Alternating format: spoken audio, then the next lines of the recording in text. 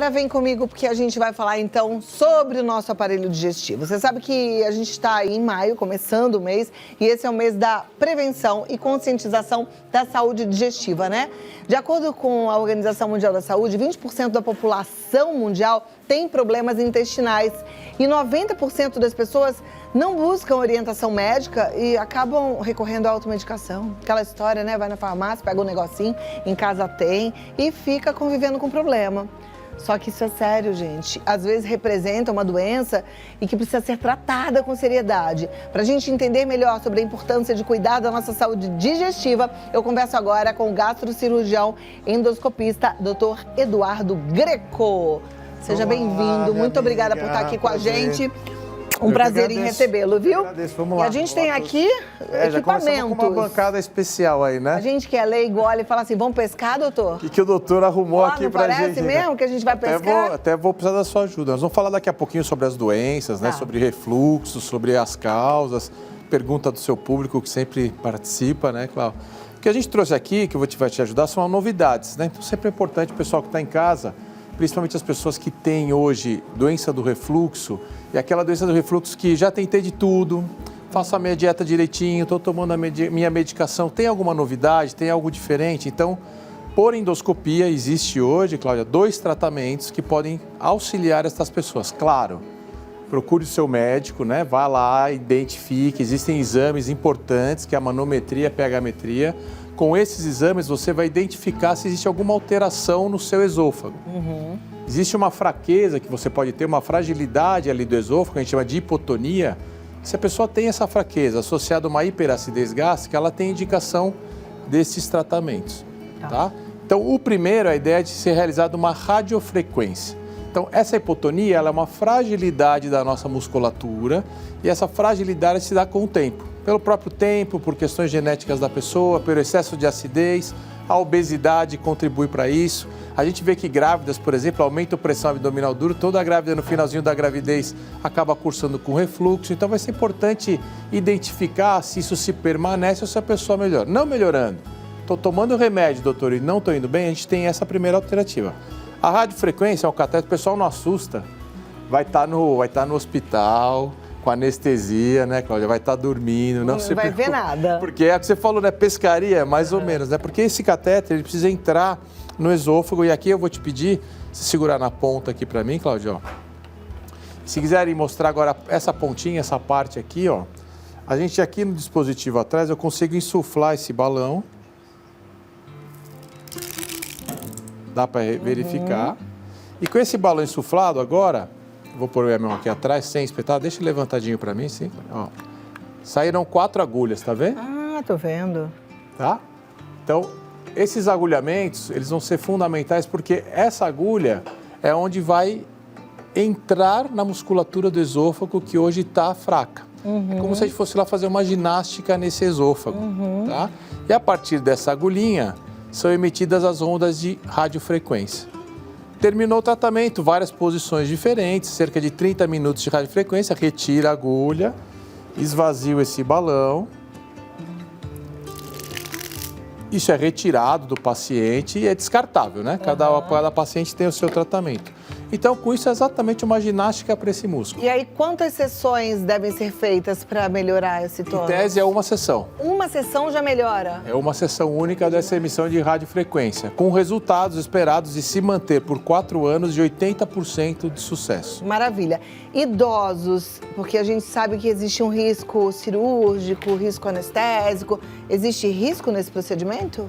Para todos, quando é idoso, você vai ver a questão da anestesia, porque é uma anestesia geral. Então, claro, vai no cardiologista. Se o cardiologista liberar, ele tiver condições, não tem limite de idade para que você realize esse tipo de tratamento. E também é rápido o tratamento, né? Porque ele vai ficar anestesiado quanto tempo? É uma anestesia cerca de 1 hora de procedimento no total. É como se fosse fazer uma endoscopia. Só que é exatamente isso. É o método menos invasivo hoje, porque é totalmente endoscópico. Então, vai pela boca do paciente. Não fura, não faz corte. Então, é uma alternativa hoje endoscópica de tratar o refluxo. E aí melhora 100%. Então, e dos pacientes é aquilo que a gente falou, né? Você tem que selecionar bem, ver qual é o perfil desse paciente. Tem pacientes que têm uma fragilidade muito intensa.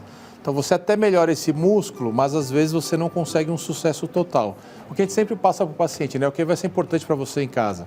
Melhoria da sua qualidade de vida, fazer com que esse paciente tome menos remédio. Então, o paciente que tinha que tomar altas doses todo dia, às vezes passa a tomar uma dose mínima.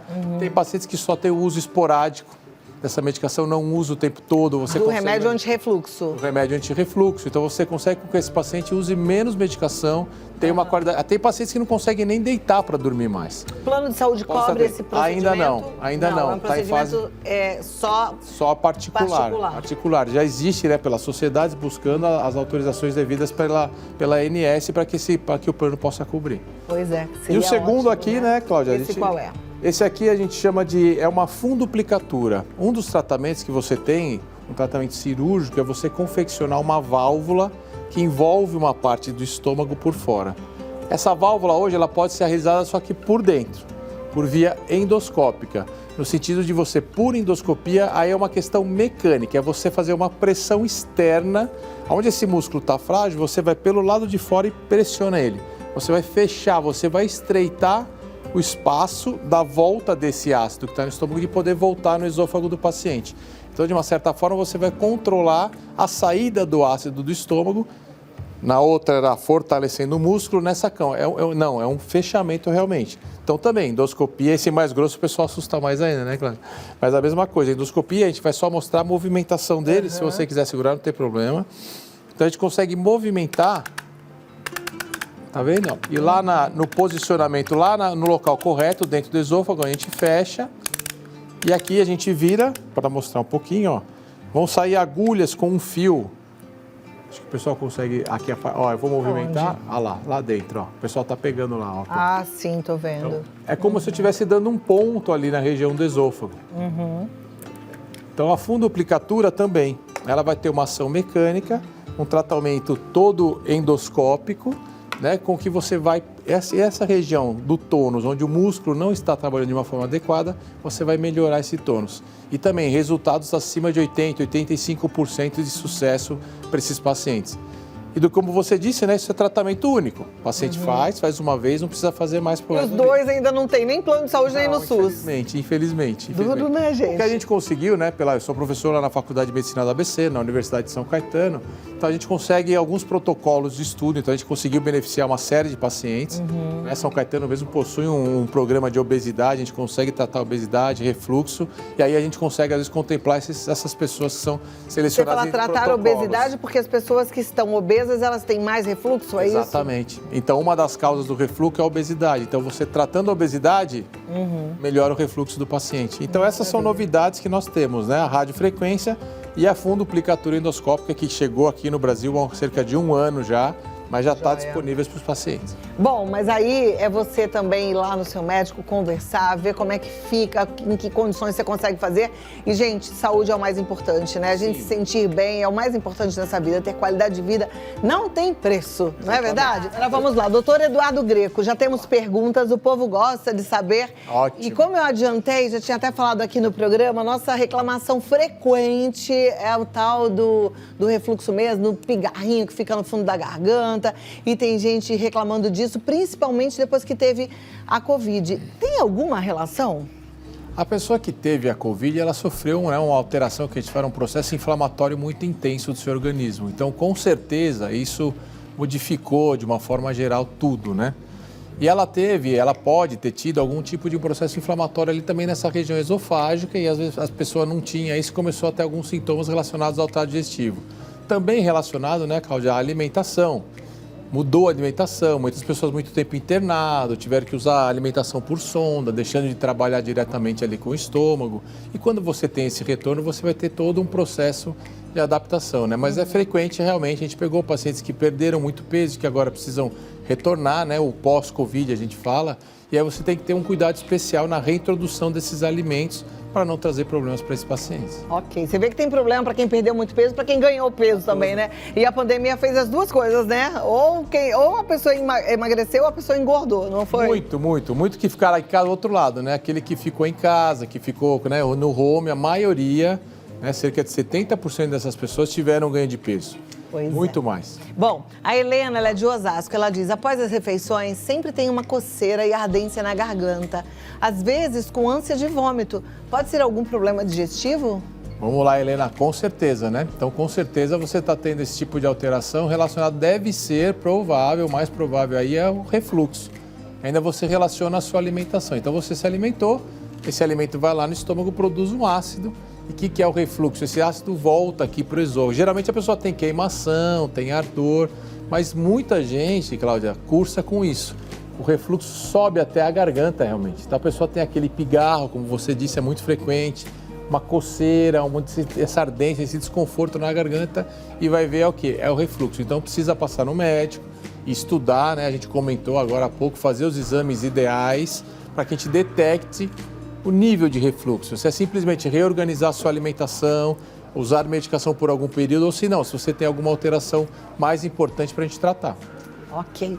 A Marineide, de São João de Meriti, ela pergunta, é verdade que mau hálito e aftas podem estar relacionados a problemas digestivos? Também, né? Então, o mau hálito, geralmente a pessoa investiga, né? Questão bucal, questão dentária, se não tem nenhum tipo de alteração, mas ele pode estar ligado exatamente a esse refluxo, a sua má digestão.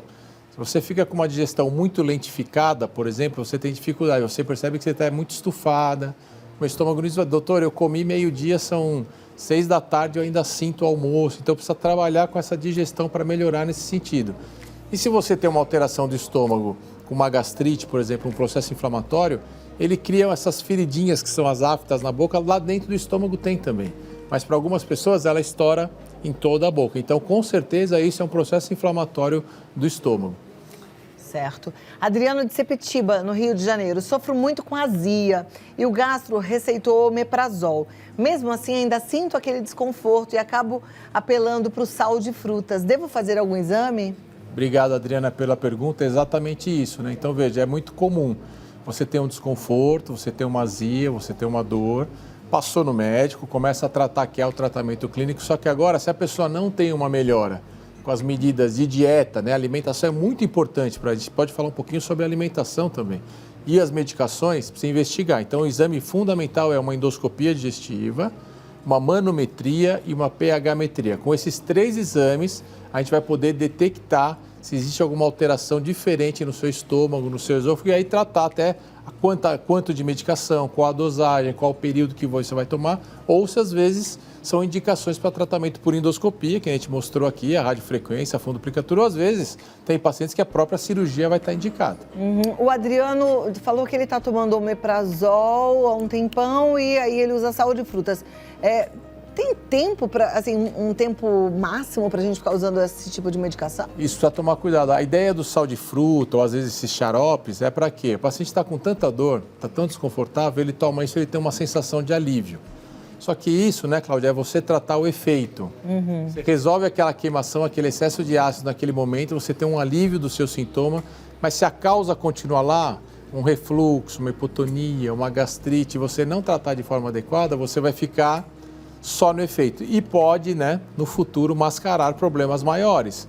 Porque se você vai tendo lesões do esôfago, lesões do estômago, úlceras, isso num dia pode virar um câncer. Então, por isso que é importante, muito sério, procurar o médico, porque senão você fica mascarando. O remedinho e eu tô legal. É bem o que a gente faz, né? Toma um remédio, meu vizinho tomou, ficou legal, aí você toma o remédio e vai fazer. E hoje em dia uma endoscopia é super tranquilo, né? O exame hoje é super tranquilo. A Márcia de Suzano, ela pergunta qual é a diferença entre intoxicação e intolerância alimentar? Muito bem, vamos lá. Então, intoxicação é quando você se alimenta com algo contaminado, né? Então, um alimento que estava estragado, com o prazo de validade vencido, ou um alimento que você comeu, o alimento parecia que estava tudo direitinho, mas a manipulação dele foi ruim, ele tinha uma bactéria, então você vai ter se intoxicado, uma intoxicação que pode ser grave, precisa se hidratar, tomar medicações. Intolerância é diferente. São pacientes que não toleram alguns tipos de alimentos, né? Então, o que é mais comum hoje é a intolerância a glúten, que é a farinha, e intolerância à lactose, ao leite. Então, são aqueles pacientes que têm dor, que têm vômitos, que têm uma situação diferente, que estão relacionados a eu tomo leite, eu como derivados de leite, eu passo mal. Aí precisa procurar um médico porque tem exames específicos para a gente identificar isso. Perfeito. Doutor, você atende lá no ABC? Eu atendo, né, na faculdade também e aqui eu tenho consultório em São Paulo, aqui na Vila Mariana, no Instituto Endovita. Olha lá, que legal. Eu falo isso, gente, porque eu confio bastante no doutor Eduardo Greco, viu? E tô te falando isso assim, consulta, sabe? Vai investigar o que está te acontecendo. Como a gente acabou de ouvir do médico, a gente não pode ficar tapeando as coisas achando que está cuidando bem da gente, porque isso pode virar um câncer, pode virar uma doença séria e você precisa viver com saúde, né? É o mais importante. Deixa eu passar até os contatos. É Instituto Endovita, o Vita com 2 T's, tá? institutoendovita.com.br e o Instagram, segue lá o doutor Eduardo, é Eduardo_Greco com 2 C's. Obrigado. Muito obrigada. Esses 2 procedimentos você já faz, então, lá no Endovita? Já faz no Endovita, já está disponível. Legal. Ó, eu que agradeço sempre, né? Sou seu Muito fã. obrigada e até a próxima. Total. Um abraço para toda a família, viu?